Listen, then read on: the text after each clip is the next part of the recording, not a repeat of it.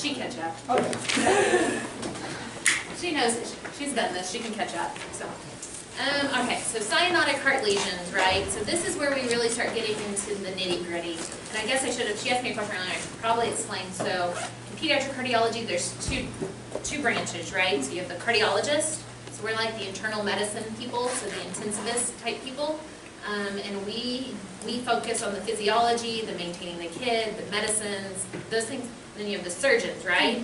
And they're the fixers. So they're the anatomy people, the putting together, those people. So in pediatric cardiology, it's very slightly than in the adult world, in that the pediatric cardiologist tends to be the one doing most of the outpatient pre-op and follow-up work. So the surgeon stays so busy. He sees the patient the day before surgery and then helps manage them in the unit, and then after that he really lets us do the management. So, but we are also really lucky we have a phenomenal surgeon who's also a good guy. So that those two things don't always go hand in hand. So it's a good solid redhead from Tennessee. So this is kind of just remember, we need to know our anatomy, we need to know our physiology. We really need to know our physiology because when we get into cyanotic heart lesions, the question that's always going to get asked is which way is blood flowing? Where is blood flowing? What does that mean? You know, how does that look on the kid? So you really want to think that through when you're thinking about these heart lesions, because it's easy to say, oh yeah, they have transposition, vessels come off the wrong ventricle. But you really want to think, well, what does that actually mean? How does that actually look and sound, okay? So getting into transposition. So transposition is when you have transposed great vessels. So specifically, this would be when we're talking about what we call D-transpositions, or D. If you remember kind of your anatomy, physiology, and that big trunk came in, and then it de-looped, and then all that stuff. So I'm not an embryologist, so please don't ask me to go much more than that. But basically, it's where during de-looping, the great vessels flip on, okay? And so your aorta comes off of your right ventricle, your pulmonary artery comes off of your left ventricle. So if those are where things are coming off, I'm going to ask you, it's on the screen is your answer, but what is the thing that you have to stay alive when you're born? And it's not a PDA. Hole in between. So what's that hole in between the top? Foramen ovale. So that's the naturally occurring hole. So that is the first thing we have to know when a kiddo is born with a transposition physiology is, do I have a PFO and is it big enough? Okay? So that's the most important question. So these kiddos, in the 60s, about 90% of them died. So just kind of putting things still into perspective at the newness of our field and how we're doing surgeries. So these kiddos have plenty of pulmonary blood flow, but it's all coming from an aorta. It's all, coming from their left ventricle is where all of their flow is going. So they have this very kind of mixed-ish lesion, and so these kids are usually very, very cyanotic when they're born because everything's just kind of going in this circle, going the wrong direction. So this is what it looks like. This is what we call parallel circuits. So remember, typically your aorta comes off, your pulmonary artery, typically your pulmonary artery kind of goes behind your aorta in normal physiology. And it makes a cross, right? So when you look at it on echo, it should look like a cross. When you have transposition, they end up sitting next to each other in what we call parallel circuits. And that's important because that's how they pick it up on fetal ultrasound, is you pick up across and then you pick it up side to side, okay? So this is kind of just thinking through. We talked about it being a big circle and how does your physiology flow, okay? So this makes sense? So in kind of retouching, the PDA is important, the ASD is more important. So if they are born with a teeny tiny ASD, we make one, okay? So if they have a hole there, but it's not big enough to allow for good mixing, we make a hole. And that's something we can do at bedside or in the cath lab. And it's this really, and I'm going to tell you this story because this is what I saw on the very first day of my job, and I never heard of this. And so it's called a balloon atrial septostomy. And it is the most barbaric thing we do in pediatric cardiology.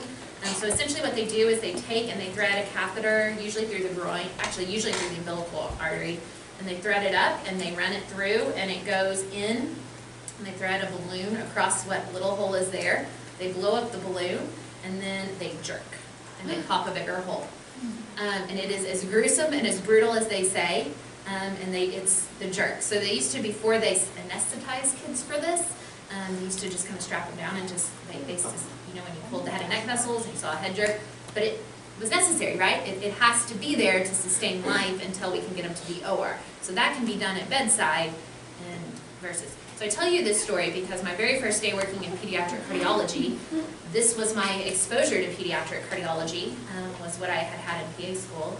And so I showed up on my very first day, and they are doing this procedure, and I'm like, holy moly, what did I just walk into? What am I going to be doing? And so I do not do that procedure, but I always tell people because it's super gruesome, but it works really well. And I don't know very much else in medicine where you blow up a giant. So this is the balloon inside a kid's heart, and I just take it and pop it. And so you want a good jerk so that you can get that hole as big as it needs to be. So I tell you that because I don't know very much else in medicine that is as gruesome and barbaric as this procedure is. And we make it sound like it's no big deal, but it is. So the way we fix transposition now is something called an arterial switch procedure or a jettine operation. So the key to that is what they do is they take, so parallel circuit, right? They take and they just kind of relocate the aorta, and then usually with the pulmonary, because it's a little more tough, you take and you pull it in the front, and you strut and you pull that back where it needs to be. The important thing about knowing all of this is to say that these patients, we have to relocate the coronary arteries when we do an arterial switch. And so we have to, long term, that is very, very important because you can end up with some damage to your coronary arteries or some osteal stenosis where you sewed in your new coronary arteries. And so these are people that, you know, you don't worry so much about coronary artery disease in a 16, 17, 18-year-old, right? You don't worry that they're having ischemic heart disease related to their coronary arteries. But somebody who has had an arterial switch, that should be in the back of your brain. So when they present to your ER in chest pain, you do want to look for ST segment changes. You do care a little bit more about what their troponins are and what their cardiac enzymes are. And so versus the non-surgically repaired kid who's coming in complaining of some sternal chest pain, not with exercise, and looks just fine and has reflux or has musculoskeletal chest pain. So I think it's going back to that, know your history when you're listening to a kiddo, okay? So these are very, very successful now. Keep in mind they still have probably a 2 to 3% mortality rate with these surgeries, okay? So this is still not, you're still talking about an infancy surgery done in the first week of life, okay? So just a little caveat, just because we have a lot of adult congenital patients roaming around, prior to the 70s, and even probably into the 80s, our transposition was fixed through what we call an atrial switch or a sinning. And instead of switching your great vessels, because they couldn't figure out what to do with the coronaries, they were rerouting the atrium and they were doing an atrial switch. So those patients have ended up with these big giant atriums, and they are very, very prone to atrial arrhythmias, AFib, those kind of things, as well as clots from a big atrium and blood kind of swirl. So it's important that, we don't expect you to know necessarily all of these caveats, but when someone says, I had a transposition repaired, and they're, say, 40 years old, 40 to 50, to ask them, do you know what kind of transposition repair you had? Anybody my age and younger has had this, so you can probably assume unless they tell you something different, okay? But it's always good to ask questions. Yep? Except for the balloon, atrial septostomy, is this all done open heart? Yes. Yes. Unless I tell you otherwise, from this point on, everything is open, full-blown, open heart, on bypass, those kind of things, okay? Cool. If you're operating inside the heart, you're on bypass, and you're cooled and not pumping, okay? So tetralogy is probably the most common of your cyanotic heart lesions, and so it dates back to the first time it was described in 1988, and it's the most common cause of neonatal cyanotic heart lesions. So VSD is your most common congenital heart lesion, regardless of who you are, what you do. Tetralogy is your most common cause of cyanotic heart lesion, okay? So tetralogy is defined by 4 abnormalities of the heart. It occurs in about 6% of all kids with congenital heart disease, okay? There's the way, I told you I like to think about how did something form in utero, right? So you have your conoventricular septum and your conus that happens, and you can get really specific, but essentially it happens with this kind of not forming properly and causing issues. The way my brain thinks of it is that when that cone and that trunk was forming, and you were twisting and turning and splits into your aortic valve and your pulmonary valve, that the aortic valve formed a little bit more rightward than everything else, okay? So when that aortic, I like to think of it as my aortic valve got greedy. So it pushed itself over and into the right ventricle in what we call a malaligned aorta, okay? So it has aortic override or a malaligned aorta. So because of that, your ventricular septum couldn't finish forming. So you end up with a big VSD. And because that aorta has pushed into that right ventricle, it meant that the pulmonary valve suffered and you ended up with pulmonary stenosis and RV outflow tract obstruction. And where you have RV outflow tract obstruction and it's hard for blood to get out of that right ventricle, you then end up with RVH and a thick right ventricle. So when we talk about what are the 4 things that make up Tetralogy of Fallot, it really is all stems down to when that conoseptal was forming, that aorta got greedy, pushed into the right ventricle, and then caused everything to not form properly, okay? Does that make sense? So I think it's important, because like my brain can't always, be a rote memorizer, and so I need to really think through things and why did they happen. So this is what it looks like. So you've got your normal heart, you've got your tetralogy heart, okay? So you see how that aorta isn't sitting on the left ventricle side, right? And it's sitting kind of a little bit more in the middle and overriding into that right ventricle. And so you can see where the VSD formed, and you can see how it has that small little pulmonary valve, the small pulmonary artery, and that thick muscle below it, right? Okay? So when we talk about tetralogy, this is just another picture of it, okay? So we talk a lot about, you hear this talked about TET spells, right? What is a TET spell? And so the old way of thinking of it was these toddlers who were walking around and they were playing, and then they'd get blue and they'd end up with their hands like this, and they'd end up doing this. And what they were doing, what was happening is when they were running and playing, that narrowing, that muscle that's below the pulmonary valve, right? So as your heart rate goes up, muscle contracts, muscle gets thicker. And so what was happening is they were running and playing, their heart rate was going up, and the muscle was getting thicker and thicker and thicker and thicker and thicker. And so what happened is it causes a TET spell is obstruction from that infundibular obstruction, okay? And so we don't see it as much in toddlers anymore, because hopefully we're identifying this sooner, and we're doing a lot better at picking these up in utero and figuring these out. So now we're seeing TET spells when they happen in infants and babies, okay? So it's not so much the toddler like this anymore, but more the baby. And what a TET spell looks like in a baby is that baby who's crying, and as they're crying, they turn bluer and bluer and bluer, and then they stop breathing, and then they get really blue and they stop crying, okay?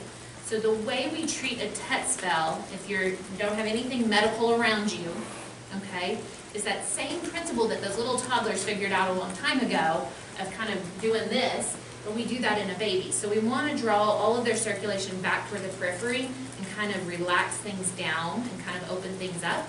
So we draw their knees to their chest, their arms to their chest, and we put them in a little ball, okay? And that's how we treat a TET spell in the early stages. Now that's not always going to work. So if you have the capability of medicine around, oxygen is good. It helps open things up, get oxygen to them. Morphine is good. Morphine will kind of help open things up systemically and allow blood flow to start pumping. It will help also relax that muscle. Propranolol is the medicine of choice. When I start to see little ones, or they're just real short, or I start to notice that really thick muscle in the clinic, what propranolol does is it lowers the heart rate and it helps relax that muscle so that it's not, if you're not able to get the heart rate up, that the muscle contracts, then you're not going to have a TET spell. If you really have a kid who's sick, you then paralyze them, sedate them, and ventilate them. And that ability to paralyze helps kind of relax and helps that open up. And so that is how you treat a TET spell. So I don't like treating a heart attack, right? Morphine, oxygen. You don't need to give aspirin, but you don't have to give nitrogen. But I don't treat TET spells. I don't treat heart attacks, so it's not nitrogen, it's linking. So you guys know what's the end. Mona, help me out. Help my brain that's not thinking. Yeah. Nitroglycerin, thank you. See, I don't take care of adults. So here's what tetralogy looks like. So we talked about TET spells. So it's that misbalance. If you think someone's having a TET spell and you're not sure, get your stethoscope. If you don't hear a murmur, that's bad. So that means you've obstructed your blood flow and you don't have blood flowing out your right ventricle. So a TET spell with an absence of murmur is bad. That means you have no blood flow going to the lungs, okay? So with that said, with tetralogy, what kind of murmur do I hear? Do I hear a murmur from the VSD that's there? Or do I hear a murmur from the pulmonary stenosis that's there? Why don't I hear the VSD? Because the pulmonary stenosis is up. Not really. True, but not really the reason I don't hear the VSD. So with the big VSD, what makes a murmur with the VSD? Resistance to blood flow, right? So if I have a big VSD and I've got obstruction here, so I've got higher pressures here, am I going to have any resistance across my VSD? So that's a question I ask all the time in my clinic, you know, what am I hearing? Am I hearing the PS or am I hearing the VSD? And people always tell me, you hear the VSD. No, you hear the PS. So you're hearing the pulmonary stenosis, you're not hearing the VSD. So when this is described, it's your systolic ejection murmur, heard best in your left upper sternal border, radiating to your back or your axilla, okay? And it's usually pretty harsh, so you usually have quite a bit of pulmonary stenosis, okay? It actually typically sounds like an AS murmur, but on the left. So, okay, so this is just another picture of what happens with a TET spell.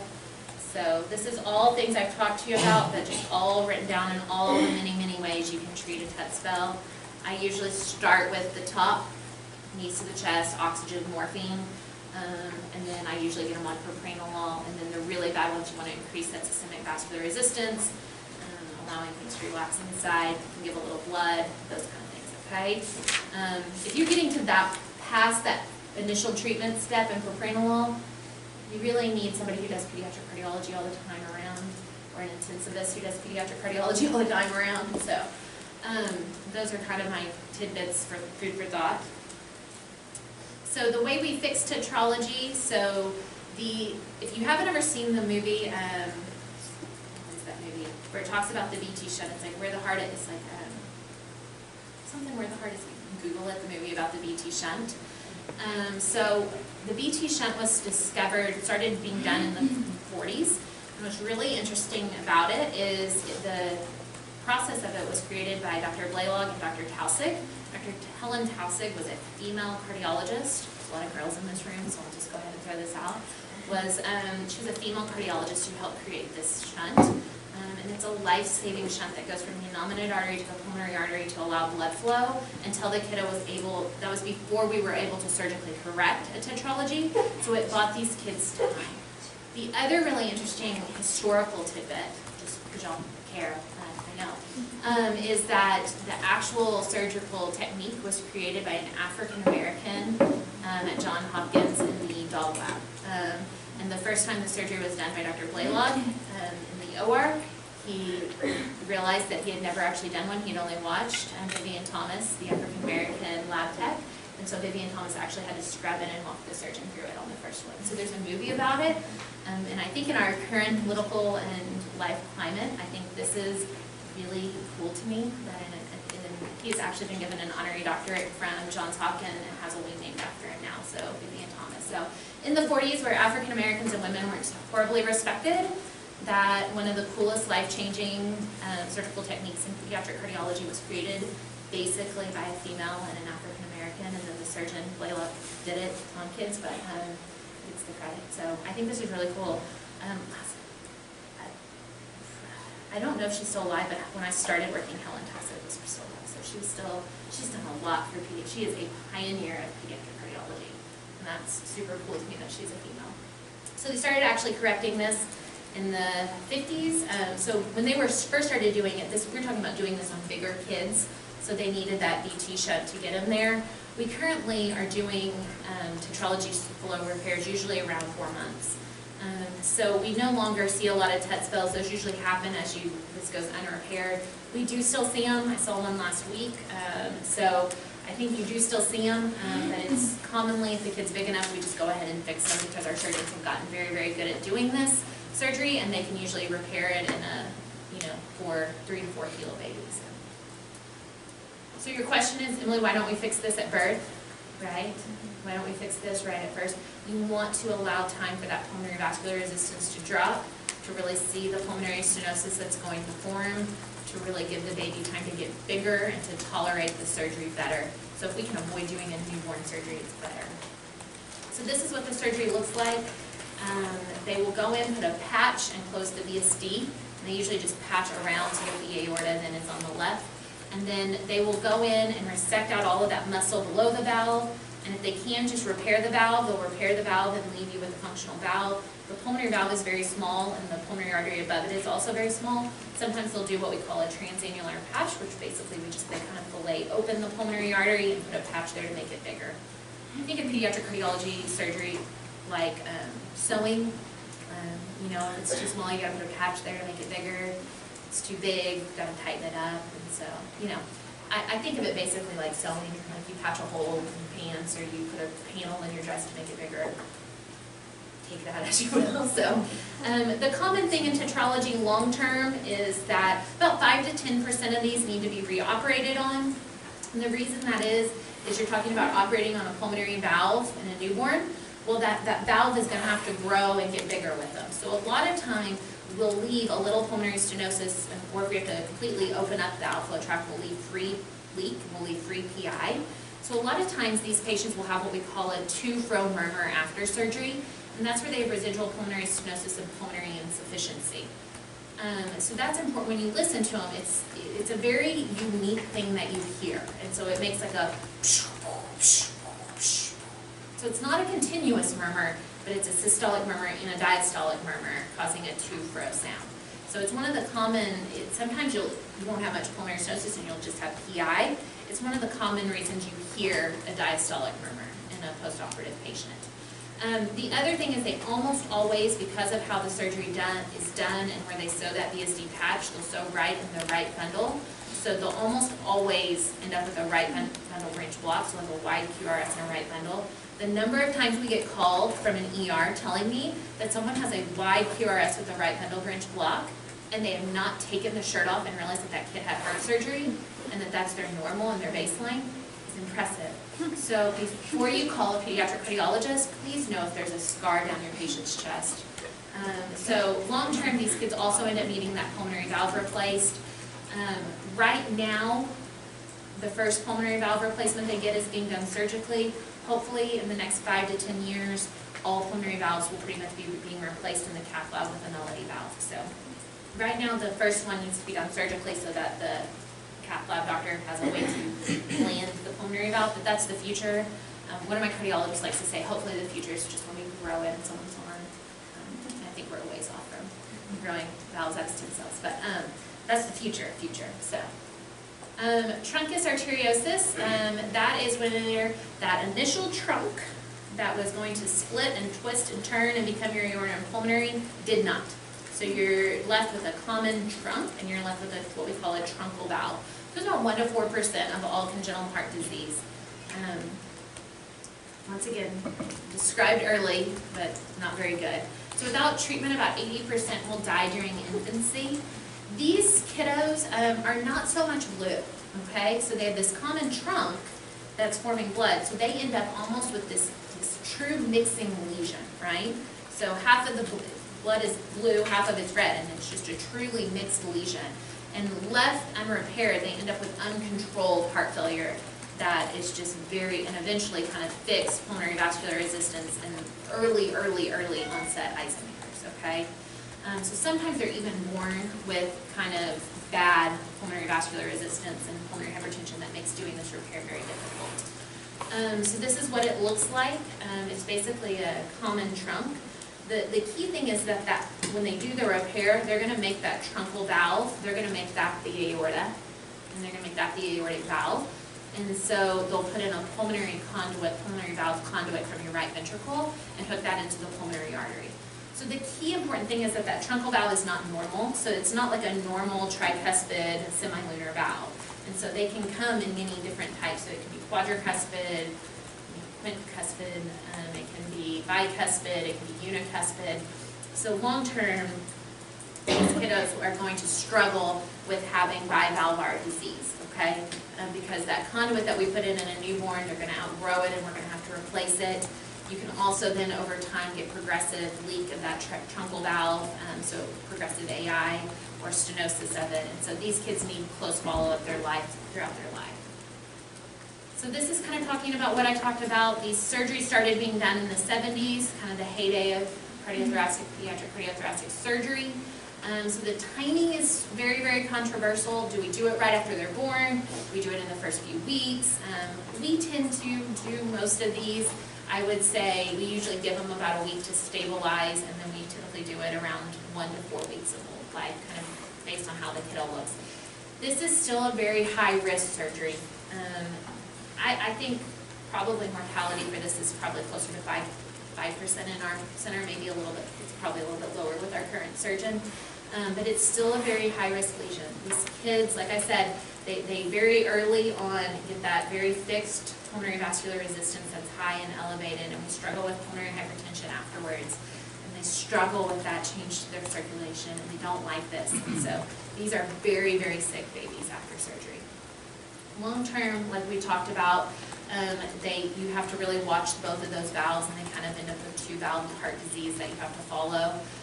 As well, any surgery we're operating in and around the electrical system, they're at risk of electrical arrhythmias going forward. Specifically in these kiddos, it tends to be ventricular, because if you have progressive, specifically pulmonary insufficiency or leak of a pulmonary valve, or have those ventricles get stretched and big, and that leads you to ventricular arrhythmias. So this is your other form of, it's another common cause of cyanotic heart disease is your TAPVRs. So this is where all your, we talked earlier about PAPVR, right? Where you have partial and almost primary ventricle. Some of it drains to the right instead of the left. Well, you can have something called TAPVR, okay? And so what TAPVR is where you have total anomalous pulmonary venous return, okay? And so this is very important that these also have some form of an ASD. They can't have a restricted ASD. And so there's 3 different types of TAPVR. Let's see what else she has in here. So I can't remember. So we'll just skip to the types. So you have supracardiac TAPVR, and that is where all of your pulmonary veins typically come in and they drain to a confluence that typically goes to either like an ascending vein and then to your SVC, or they drain directly into your SVC, okay? So your intracardiac is pretty rare. I don't see a lot of that. And that's where your pulmonary veins drain to your, usually to like your coronary sinus, and they drain kind of in that area, okay? So intracardiac, okay? And then you have your infradiaphragmatic, and the important thing about that is that means that they're coming, all your pulmonary veins are coming in and then draining in below your diaphragm to your IVC typically. And the important thing is that those are always obstructed, okay? So that is a medical emergency. That is the thing that when it's found, the surgeon stops what he is doing and he fixes it, okay? The other thing about that is that these babies are sick. So anytime any of these are obstructed, that is bad. You do not want obstructed pulmonary veins. So obstruction to your pulmonary veins means that blood is not coming back from the lungs, and it's just backflowing into the lungs and causing severe lung disease, okay? And causing bad pulmonary hypertension, bad fixed pulmonary vascular resistance, okay? And so anytime you have obstructive pulmonary veins with a TAPVR, it is a medical emergency that has to be fixed right away. The other reason I say this is that infradiaphragmatic and really all TAPVR is very, very difficult to pick up in utero, okay? And so this is one of those things that can cause cyanotic heart disease in a newborn. And so this is one of those things we're looking for in our newborn nursery, on our well baby exams in there. It's one of the reasons we do that pulse ox screen that you guys have heard of, that every baby before they go home has to have a pulse ox screen. So I tell you this because we've had about 2 or 3 this summer of the infradiaphragmatic TAPVR. So these do exist, we do see them. These babies are very, very, very, very sick. So, I think there you go, that's what I said. So we do usually go ahead and keep them with prostans, they have obstructed pulmonary veins. So this is where the obstruction, when it comes down and it goes into the IVC and goes below the diaphragm, is usually where it gets obstructed. So these get fixed, they open them up, and they make it better. So usually if it's coming into like the SVC, RA junction, intracardiac, you can just kind of fillet it open and just create an opening into that left atrium. They kind of just baffle it there. The infradiaphragmatic will require a little bit bigger baffle and a little bit bigger surgery to reroute it. And usually those kiddos are very, very sick post-operatively. Most of the time when we fix a TAPVR, they actually do very, very well long-term. And it's a very good prognosis. We do need to follow them and make sure that the confluence and where the surgeon recreated it doesn't become re-obstructed, and just like anything, we're following and looking for arrhythmias. But usually these kids live very, very normal lives. So I'm going to talk about single ventricle physiology. There are lots and lots of slides in here. I'm going to let you guys look at those, and I'm just going to talk about what it is to be a single ventricle, okay? Because I found that if you start reading and typing, you're going to get lost, and this is your exposure to single ventricle physiology. And I like to teach, I'm a hands-on kind of person. I like to draw and show and teach.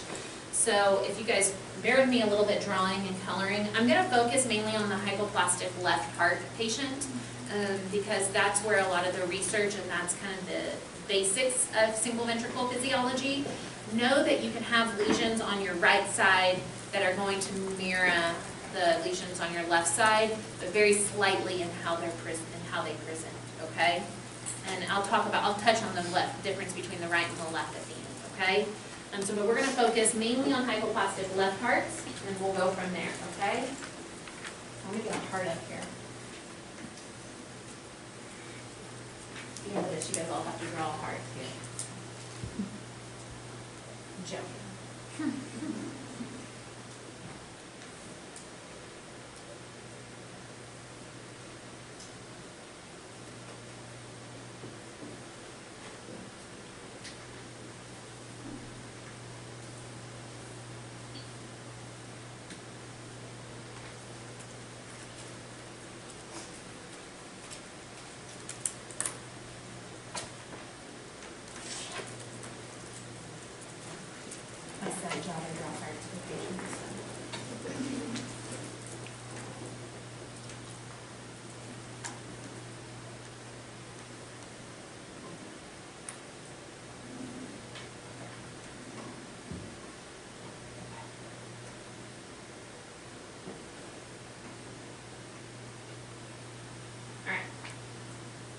Is a heart, right? Mm-hmm. So when we talk about what causes a hypoplastic left heart patient to form, so earlier we touched on multiple kind of obstructed left-sided lesions. What oftentimes causes a hypoplastiform is either the aortic or the mitral valve didn't form properly. Typically it starts with the mitral valve and then it's a chain effect.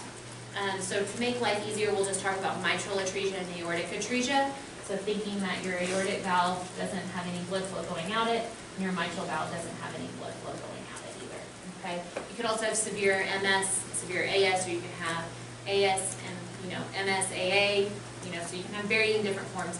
But essentially, blood in utero did not enter the left ventricle, and so because of that, the left ventricle did not form properly, okay? And so when these babies are born, they have a very, very small aorta, okay? So it's very, what we call kind of a small, long segment arch hypoplasia, okay? And so they end up with, they have to have a PDA, okay? And typically we talk about PDA serving a couple purposes, right? So we talk about PDAs if you don't have any blood flow going out your pulmonary valve, needing to be present to allow blood to go to the lungs, right? What we talk about with a cohort, if you have obstruction here, the PDA is then providing the blood flow to the lower half of the body. In these patients, the PDA is doing two things. So in these patients, the PDA is the blood's flowing this way, and it's flowing both this direction and this direction to allow blood to get to the lower half of the body and blood to go backwards and perfuse through the head and neck vessels, okay? So these are what we call ductal dependent lesions, okay? The other thing, like we talked about with transposition, was that you had to have a way for the blood flow. You can't get blood into the left ventricle and you can't get blood out the left ventricle. You have to have a way for the red blood to get from the left atrium to the right side of the heart to go out to the body, right? So you have to have an ASD here. So this would be another time when we would do that barbaric atrial septostomy, okay? So you have to have mixing of your blood going across your ASD, okay? So this is what they have to have when they're born. So blood is loving going to the lungs, right? So it's going to flood the lungs. The baby's going to get kind of, their sats aren't always super low. They're kind of in that mixing 85 to 90 range. And their sats, they're going to get over-circulated. They're going to develop heart failure pretty early, okay? So what we need to do, we can't just live on prostaglandins for the rest of our life to keep that PDA open. Then the baby's going to get sick and the baby's going to have lots of problems. So what we do is something we call, in this first stage of the surgery, is called a Norwood, okay? And so what a Norwood it involves something called a DKS. And what a DKS is what they do is they take the pulmonary artery, they cut it off, and they connect the pulmonary artery to your aorta, okay? And then the surgeon will rebuild the aortic arch, okay? So he'll go in and he'll patch and he'll make your aorta bigger, okay? He'll make your aorta normal size. Now doing that, we've taken away blood flow here. There's no more blood going out the right ventricle and going to the lungs, okay?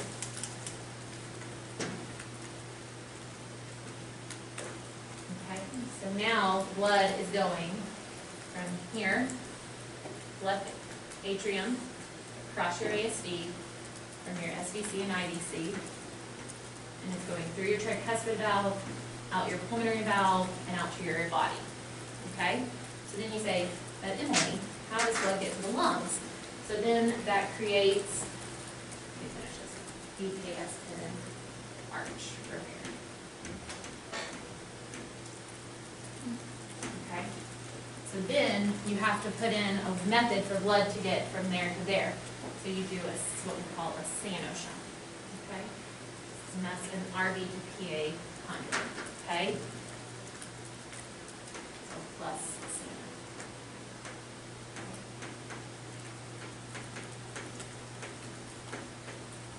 Okay? So that's the first surgery. That's typically done within the first few weeks of life once the baby's stable. Okay, so we do this pretty early on, and then that gets the baby where we can go home, assuming the baby's eating and growing and gaining weight and doing okay. The key thing to know about this is after this surgery, their oxygen saturations are only going to be 75 to 85%.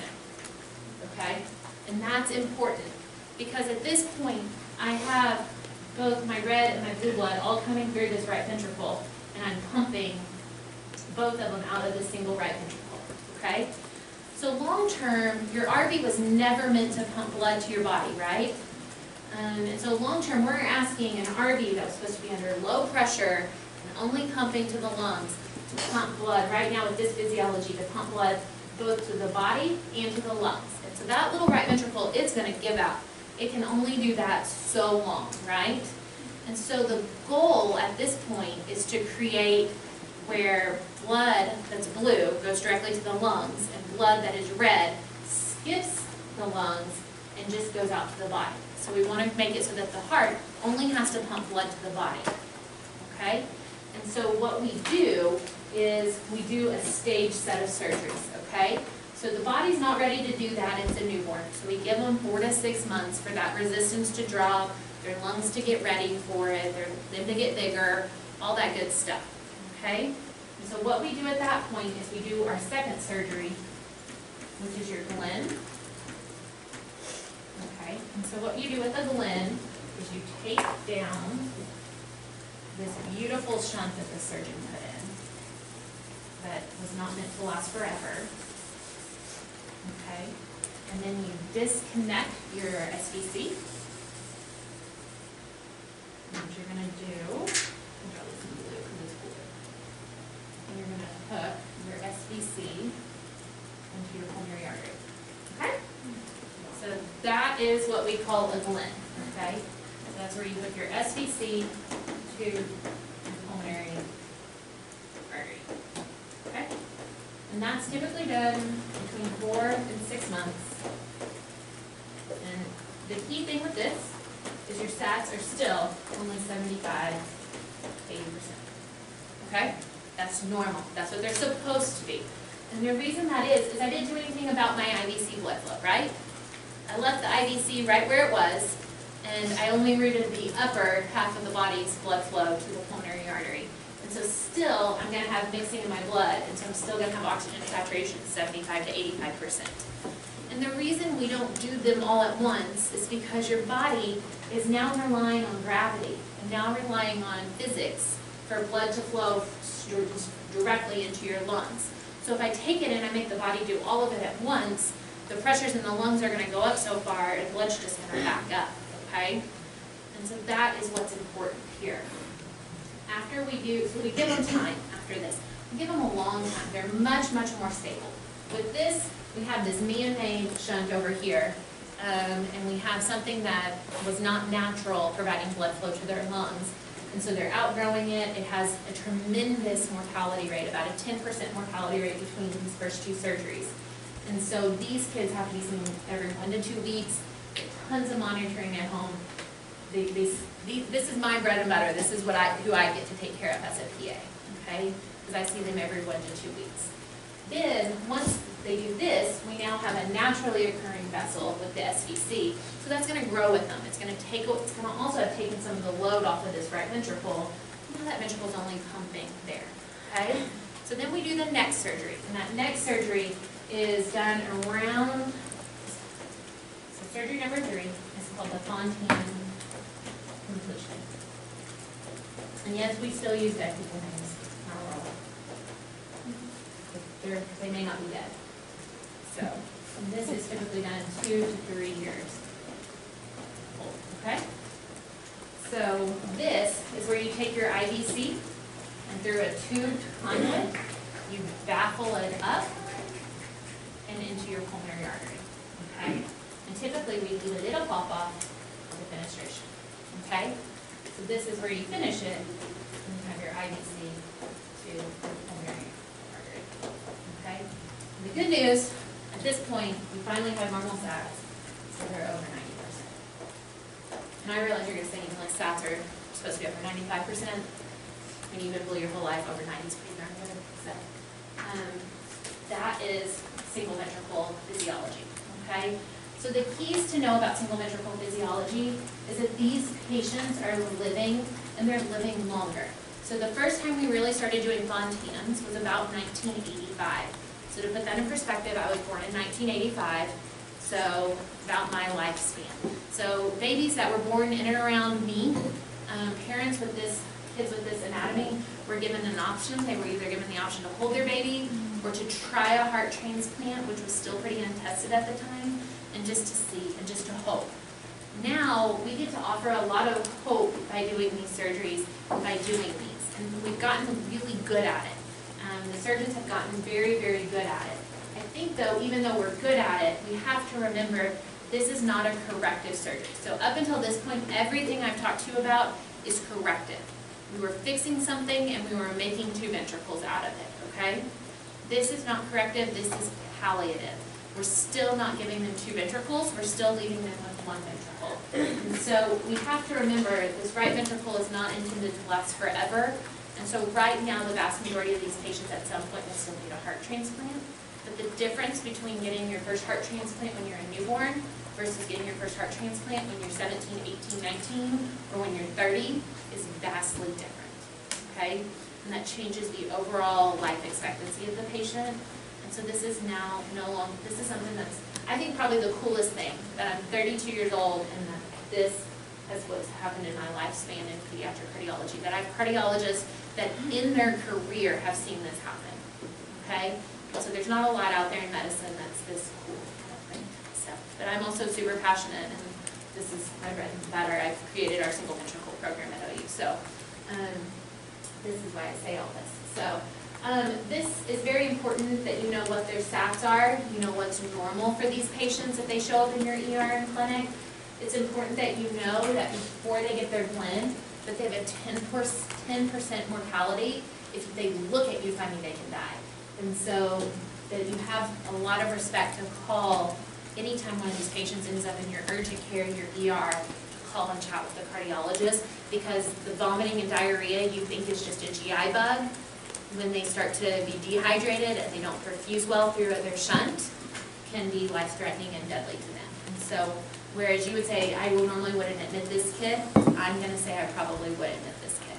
And so, always just chat with us and give us the opportunity to know that they're there. And so this is me telling you these things so that you guys know when you go out and practice, because there's a handful of people that do what I do, but there's a lot of people who come into contact with these patients, okay?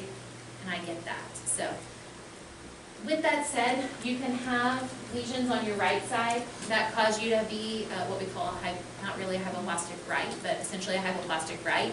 So you can tricuspid atresia, pulmonary atresia, and those things that can cause that. It looks, the Glenn and the Fontaine are exactly the same. Instead of having to rebuild the arch, we usually do that VT shunt as a way for pulmonary blood flow when they don't have a right ventricle. So that's where they kind of vary differently.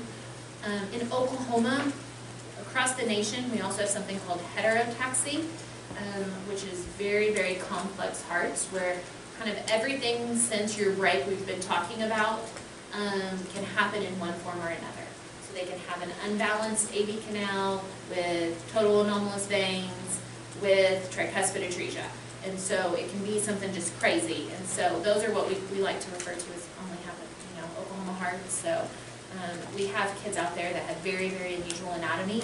Read it. If they walk into you as the primary care, read our reports.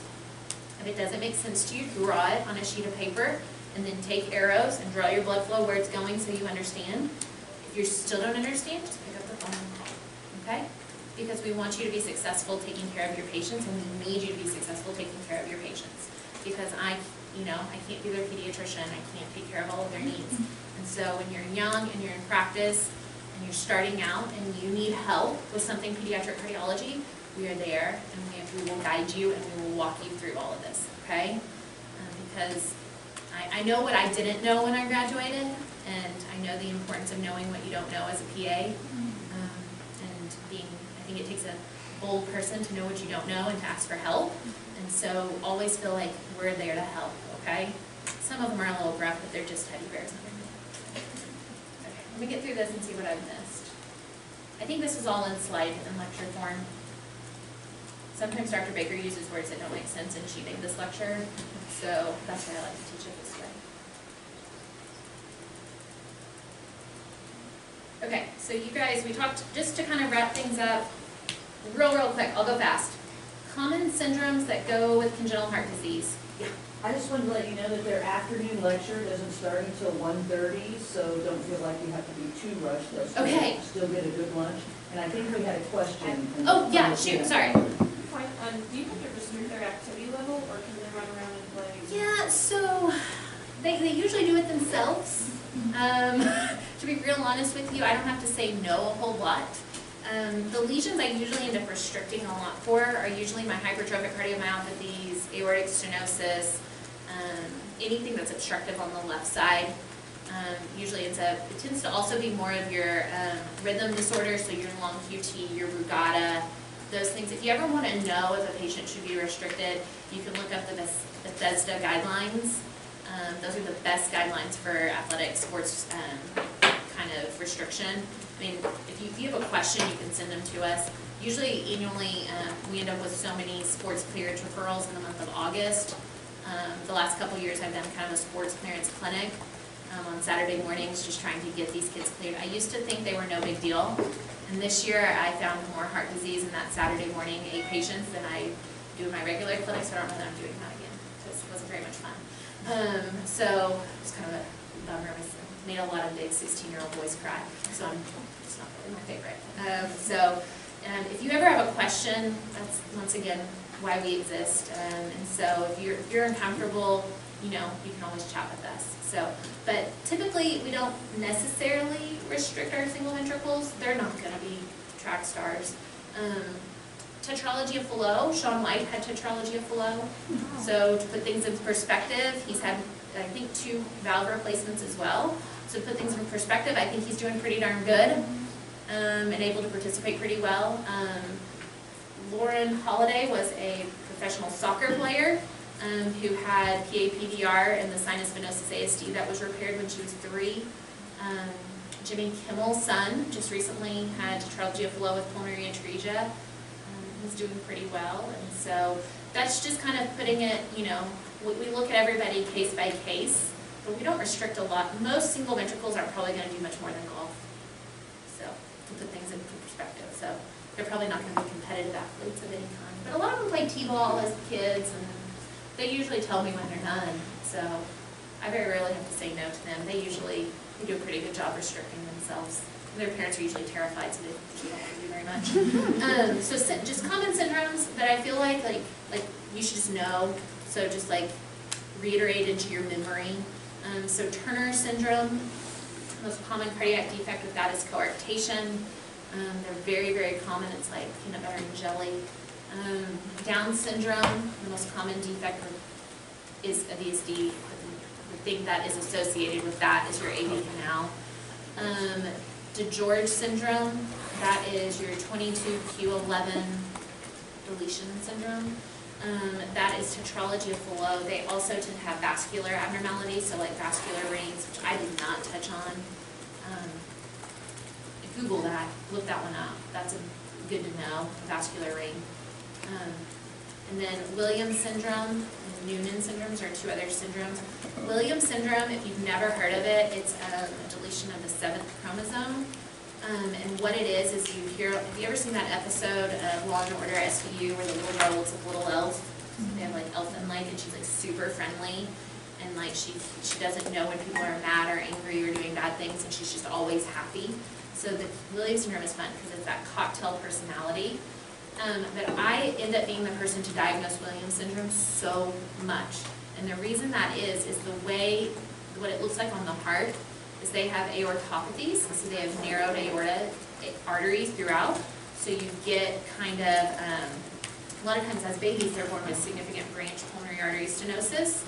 And you'll see just a sliver of supravalve AS. And then over the first few months, that branch pulmonary arteries get better, but that AS gets worse. And when I see that, I always test for Williams syndrome, and I'm right probably 50% of the time. And so that over the course of life, they can get really narrowed arteries going all the way down. So they can have real narrow renal arteries and bad hypertension, they have narrowed mesenteric arteries, they can have, but typically that supravalve AS is what's the most common. Noonan syndrome, you can have a lot of pulmonary stenosis, you can also have a lot of cardiomyopathies that go with that.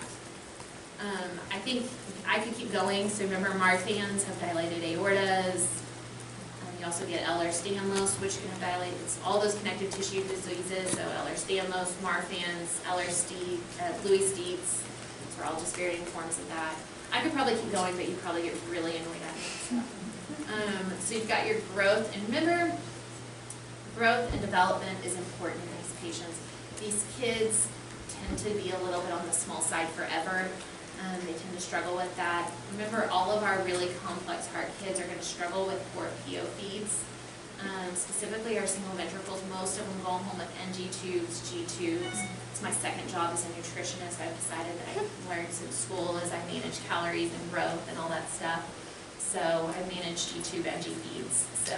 And some of that we think is they've got this natural inability to eat well in their brain, this kind of the operculum part of your brain that just kind of causes them to have a poor drive and poor coordination. So oftentimes our kiddos in heart failure need increased calories. So this is kind of the basics on how to do 24 kcal. If you ever want somebody to really just tell you how to manage calories in kids, I can kind of do that. But it's essentially, a lot of times I go to 24 calories or 27 calories. You guys know what normal is, right? Almost 20 kcal formula. So the other thing we've started kind of talking more and more is that these kiddos who have heart surgery as a baby or who are cyanotic for prolonged periods, we think that that prolonged time on bypass, and that prolonged kind of sick period where they're intubated and blue, is setting them up for some significant developmental delays, so ADHD, autism, learning disabilities. So I think it's very, very important that you keep that in your back of your mind, and we get them screened and we get them help early.